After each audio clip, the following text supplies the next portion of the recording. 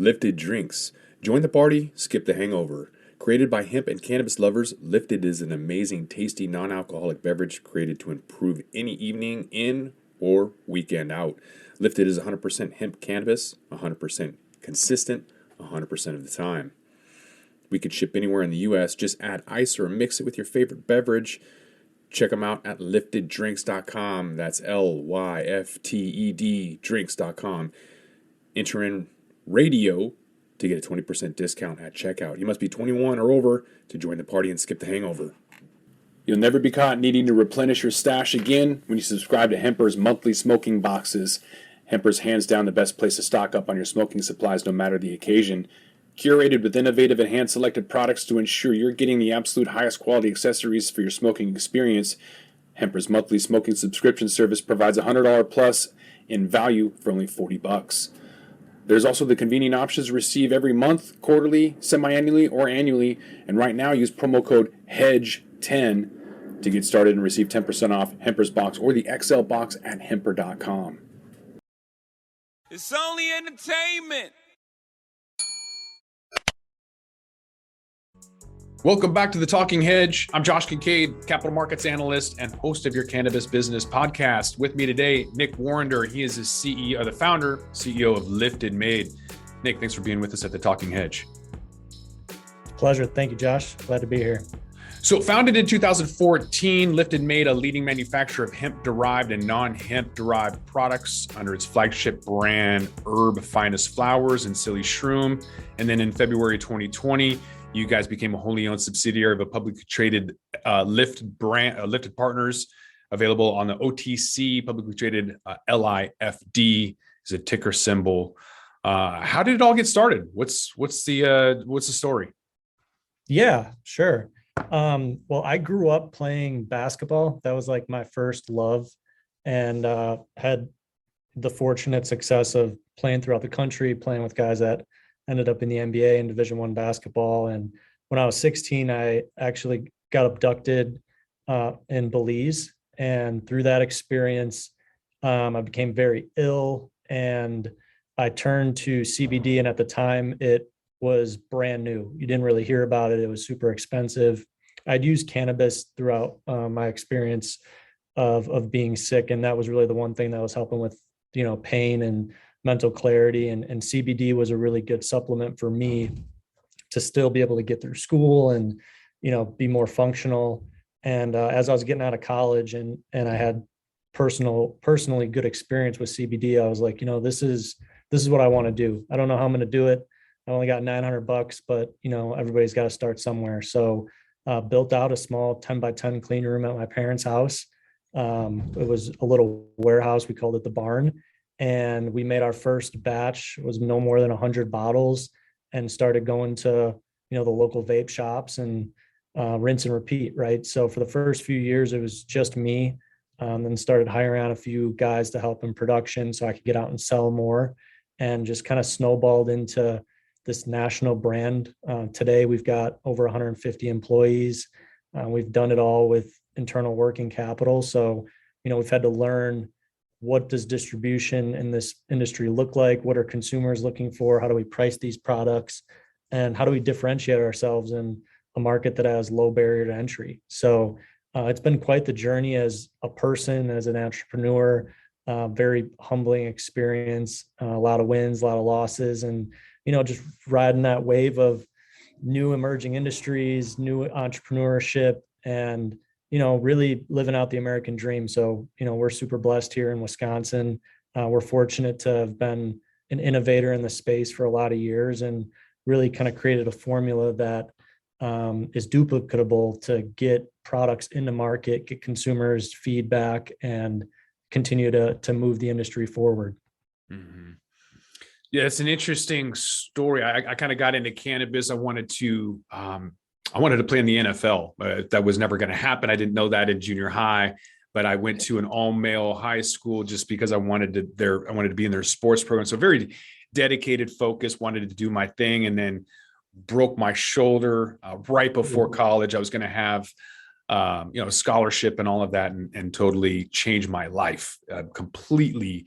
My view about the medical system and stoners and jocks and everything, because like 180 completely changed. I thought people who use cannabis were just lazy stoners. I don't know what they were smoking at the time, but maybe it was just their personalities or whatever else. I'm curious, obviously CBD helped you.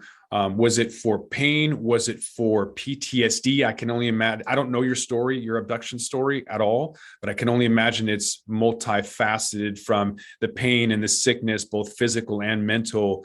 And it was CBD something that helped you through all of those ailments. Maybe you could kind of briefly touch on this cannabinoid that really kind of just drove your entire career. Yeah. So between CBD and THC, it really was a combination of total body pain and inflammation, but also the PTSD and, the loss of my first love, which you can appreciate. Basketball was 100% of my life, and physical activity was as well. So losing both of those was like, okay, now I need to figure out what my purpose is in life. And I need to try to get back to, some sort of equilibrium, homeostasis of being healthy to, pursue something different. So, I got into arts through college because I wasn't able to be physically active. And as I learned more about entrepreneurship and business, I learned more that, it's like a sport. And this is really like the closest thing that I can find to expand on the talents and the lessons that I learned through sports and put them to use into something that will have a positive outcome. So yeah, cannabis for me was multifaceted relief that really helped not only my headspace, but my body heal and get back to a place where, I can kind of restart as a human being and refocus talents and willpower on what the next phase of my life looked like. When you started in 2014, it took me about another year to hear about CBD. In 2015, I had a 1-to-1 CBD to THC ratio. I think it was Blue Dream specifically. And I was blown away just by the euphoric, energetic, uplifting effect that it had. When you kind of throw that entourage effect together, I feel like it's a little bit behind the times in terms of, adding or compounding cannabinoids together. Maybe people just kind of are looking for that THC high. I don't know, but I really like either the salves that have CBG and CBD and THC, whatever, seems to be more holistic for me and the inflammation and things that I need specifically. And I'm curious with the pricing that has come down since 2014. You mentioned CBD was really expensive. I think it was like $18,000 a kilo, I want to say back then. And it's like 800 or even less, couple $100 now. CBG or CBN is not naturally occurring, but CBL, some of those that are still really expensive. Have you thought about switching to more expensive cannabinoids? Maybe kind of talk about the progression and how cheap things have gotten with CBD specifically, and then any other cannabinoids you're thinking about. Yeah. I think when I first got into CBD, it was upwards of 25,000 a kilo, so like 500 milligram tincture was $80, $90 for a consumer. So it's been good to see pricing come down so it's more accessible. But one thing that I really was studying throughout this process was, what does natural cannabis really look like, and how was it originally designed? There's been so much genetic modification done, particularly in the THC industry, that is like, how can we get the highest amount of THC, and didn't look at, well, what's going to happen if we decrease these other cannabinoids? And as a consumer, going back, I don't know, I've used cannabis longer in my life than I haven't. I've seen a huge change over the last 10 years and how it's affected me personally. So our company is really focused on creating formulations with multiple cannabinoids that are more specific to what a consumer's effect is going to be.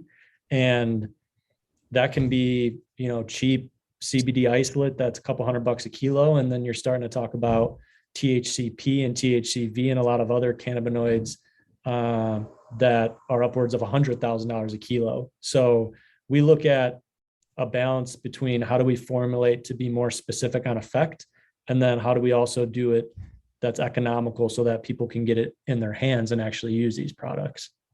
Can you explain the difference between D8 and HHC? Yeah, there, from an effect standpoint, there's a pretty drastic difference. HHC for me personally is a little more on like the Delta 9 effect, particularly from, the side effects. So I still feel like a pretty rapid come down on HHC. There's a little anxiety, from experience with HHC. Delta 8 is a much more clear-headed, euphoric feeling. It's lighter. HHC is very similar to Delta 9 in my experience. So, I'm a huge advocate for Delta 8 personally. From a business perspective, that's different, but Delta 8 for me has replaced Delta 9 entirely. I rarely use Delta 9 anymore. I think I feel better on Delta 8. I'm more efficient. I can get more done. I'm more productive. So yeah, I mean, they're pretty drastically different cannabinoids. Mm-hmm. And you mentioned THCP. That's something that came out a couple of years ago, or that was, I think it was January of 2020 that was announced, and that's supposed to increase the intensity, if I'm not mistaken, very similar to like THC-O, which is an acetate that some companies are using because of issues with viscosity. So I know that a project I was working on with an inhaler, asthmatic inhaler unit, they needed to use THC-O in order for it to not clog, which ended up not working, which is one of the reasons why you don't see it on the shelf. It was too expensive, $120 for 100 milligram unit. And it wasn't, you couldn't rely on it. It wasn't dependable because it would clog. But it does kind of bring up the idea or concept that THC-O could be useful, even though it also is not naturally occurring. Do you know the differences between THC-O and THCP? I can't speak to it. It's above my pay grade, but I'm wondering if you can. Yeah. So I would say like you have Delta 8, which is pretty light, THC-O, which in my experience is about 3 times stronger. THCP, you're talking a compound strength difference. I've worked with pure THCP. It's incredibly strong. It seems to be like tolerance proof, and the duration of the effect is, it goes from a half an hour or 20 minutes with Delta 8, maybe an hour with THC-O, and now you're talking 5+ hours with THCP at a pure state. So it's substantially stronger, and it definitely extends the duration of the effects. So it's really good to use from a blending perspective. But most companies that are using THCP are functioning less than 1% in their overall formula. And I think that has to do with, one, just how strong it is, and also how expensive it is. It's upwards of $100,000 a kilo. So I won't be buying any of that anytime soon. But THC-O, there is some backlash, or I guess there's some folks who don't really appreciate that because of the fact that it hasn't been studied. Cannabis in general hasn't really, but there's no studies, 0 studies on humans or any other mammals that I could find. And I'm curious if you have a strong opinion, if you're for or against it or whatever, if you have any opinion with regards to the way that it's made. So there's some issues in the sense that acetating cannabis to make it stronger sounds great, and in that whole pharmacokinetics process. But the issue when it involves anhydride,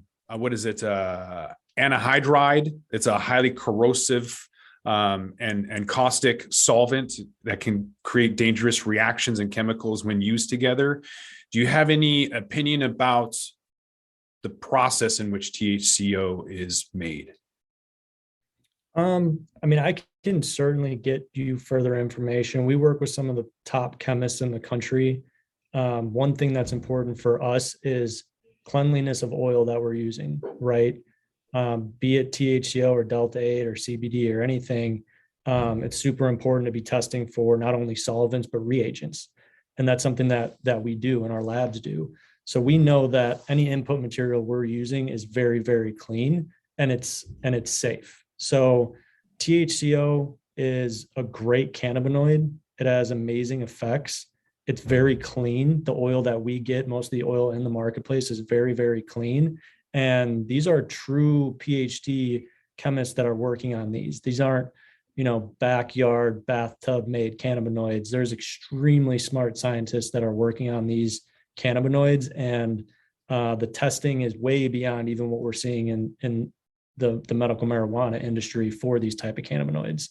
I know there's an issue with, it being naturally occurring, but we don't have advanced testing standards to even know, is there a strain that could have THCO in it?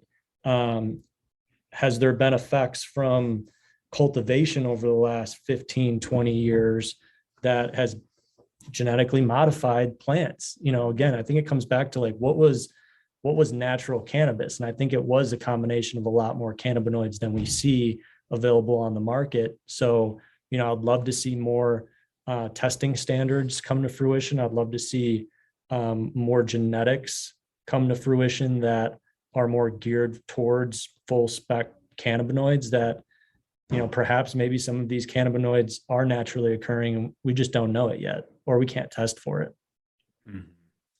What's your opinion about the future of edibles? Is it going to be THCO or THCP? There's issues that nanotech was trying to resolve, which is to speed up that process in order so that people wouldn't take an edible, wait 45 minutes to take another one, and then bam, they got the heart palpitations and the quintessential OD story. From your standpoint, your perspective, what's going to be the future of edibles? What cannabinoids are going to reduce that OD effect or issue? I think that's like a twofold question. I think it does come down to, what does future compliance look like? As a manufacturer, I think it's our responsibility to properly dose these things. We're not an advocate for 100+ milligram gummies. We don't feel like it's responsible. We are moving towards microdosing products too that, can be used sublingually and are going to have a faster onset. There's also secondary ingredients like lecithin that helps absorption rates and helps faster onset. So I think faster onset is definitely important. But I think future compliance and regulations is going to kind of sway where manufacturers go. If there is limitations on milligram strengths, I think bioavailability, I think nanotechnology is going to become more relevant. The technology is there.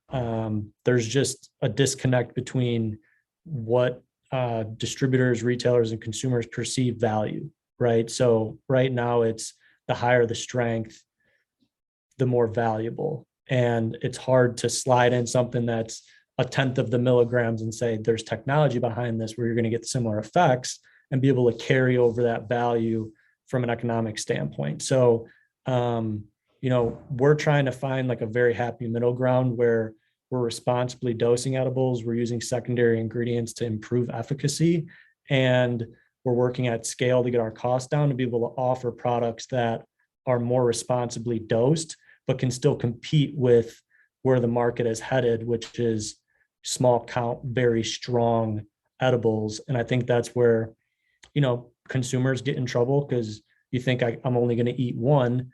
If it's 150 milligram gummy, you're going to have a wild ride for the next few hours. So we just want to make sure that we're leveraging technology, but we're able to educate the marketplace that this is a responsible thing to do. It can still be at a great price point to where it's accessible for consumers. But we want to be responsible. It's super important to be responsible as an industry, particularly when we're in a self-regulation phase. Speaking of regulations, compliance is a pretty significant portion to the cannabis industry, being, hemp CBD focused. I mean, you're publicly traded, so you're dealing with a lot more compliance than many other companies. I would like to know a little bit more about that process of the bootstrap to fundraising to actual being publicly traded. What did that process look like?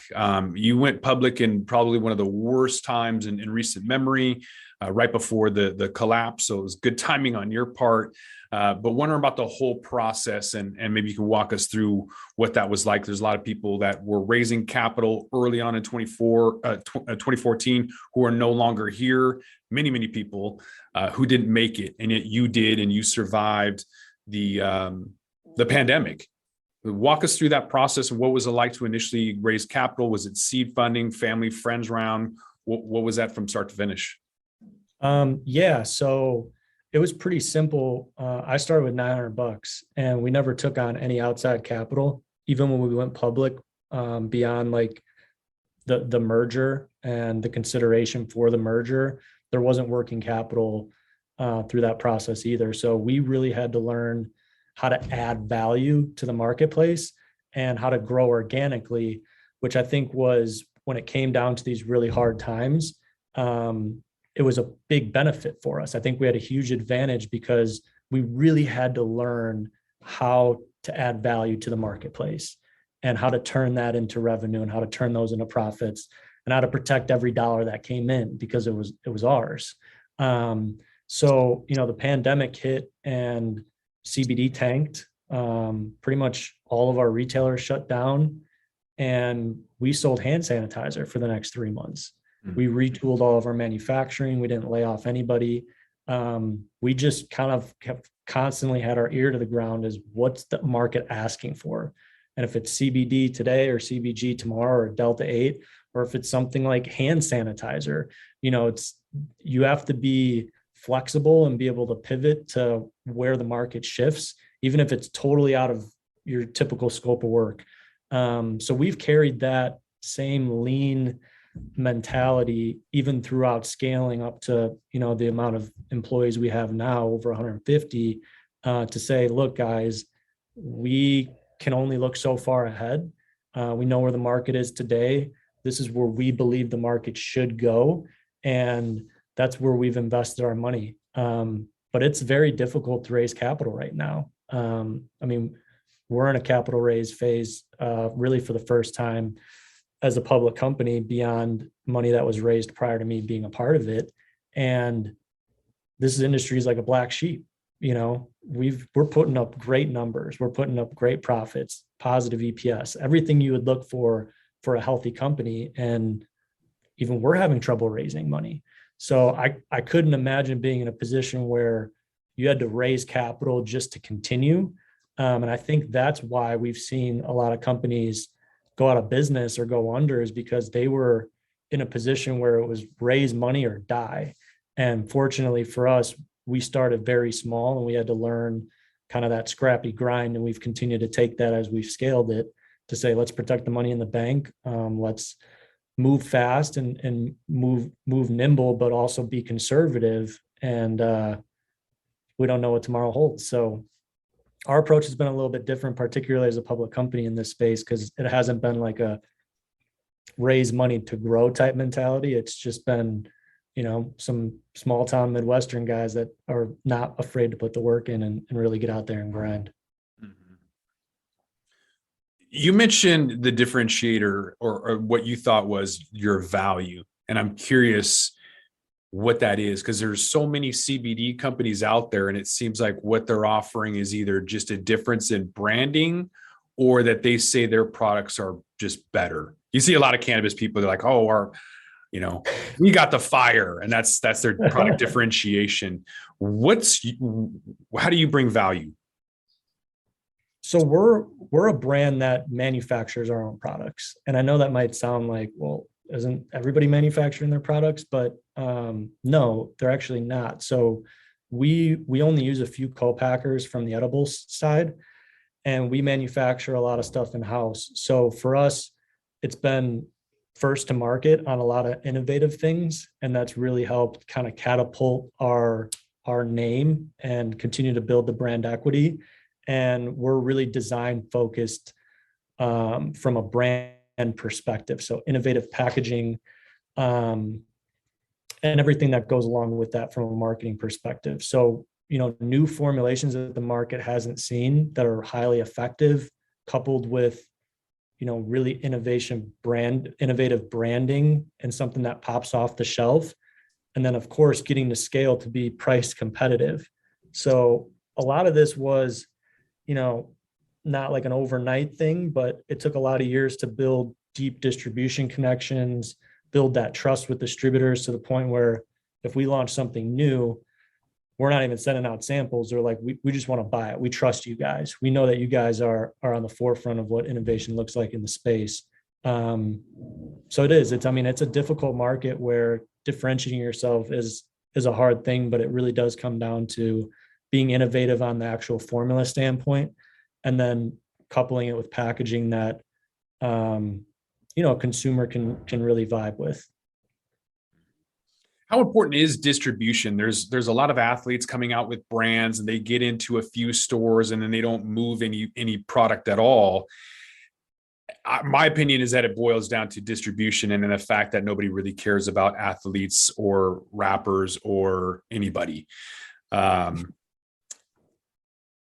It's price and convenience. Those are the typical traditional ways that people go. They see a brand that resonates with them, and if the price is right and it's convenient to buy, bam, you go and buy it. It's really hard to make that connection though with cannabis because you need the ability to use ailments, and you can't do that. The FDA is really kind of tight on that. So for a brand to really connect and really resonate with folks is kind of hard right now.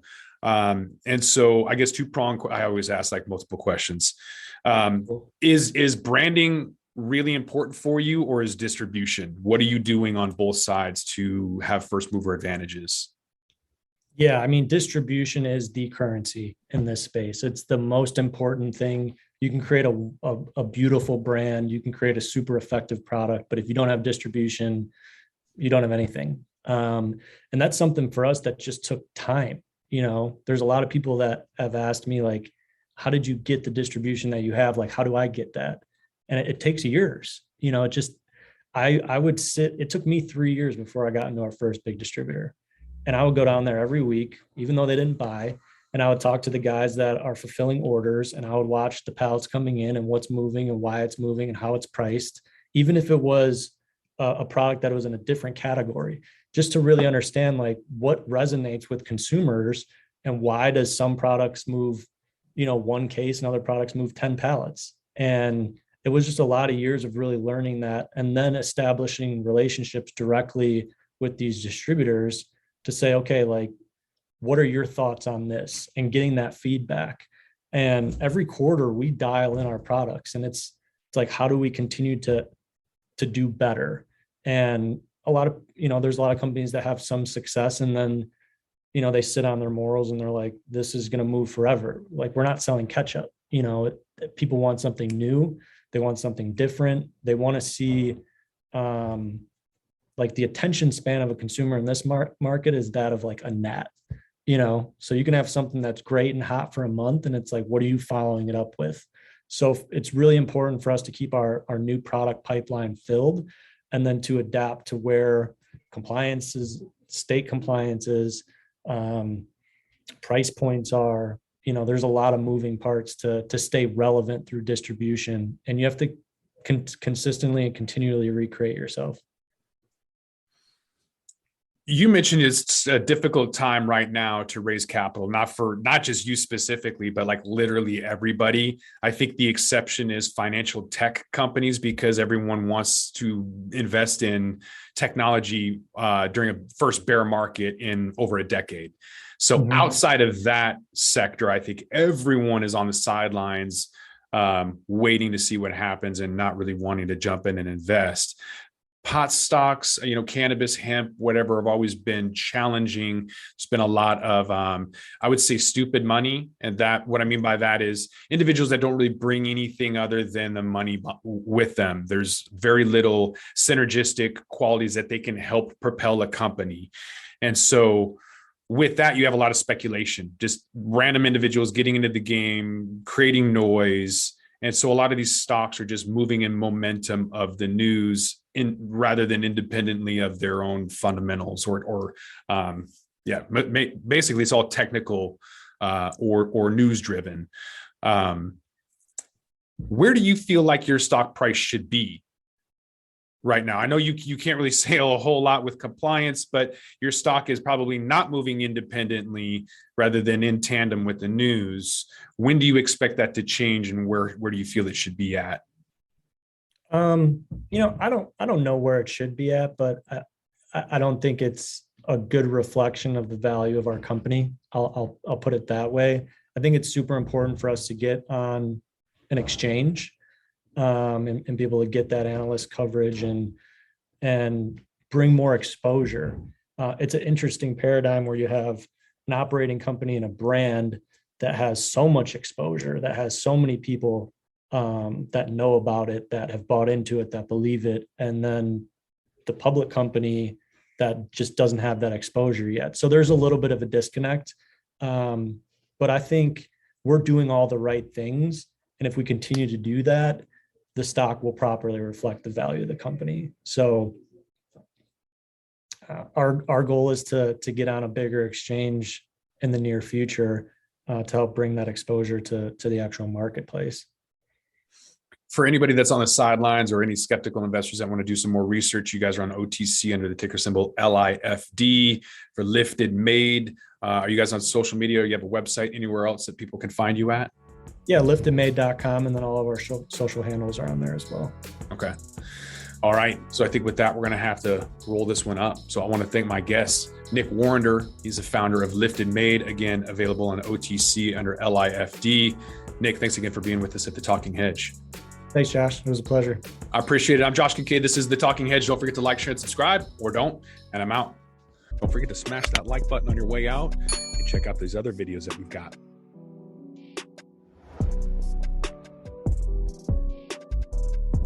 Hi, y'all. I'm Jo, host of Casually Baked, the podcast. If you're curious to explore the highly responsible side of cannabis, farming, and legalization, I'm here to help lighten the stigma and build your canna confidence. Download episodes now of Casually Baked, the podcast, wherever you listen to podcasts. And journey with me through the evolving cannabis culture and discover how and why people like you are adding cannabis to their wellness toolkit. It's time to get casually baked.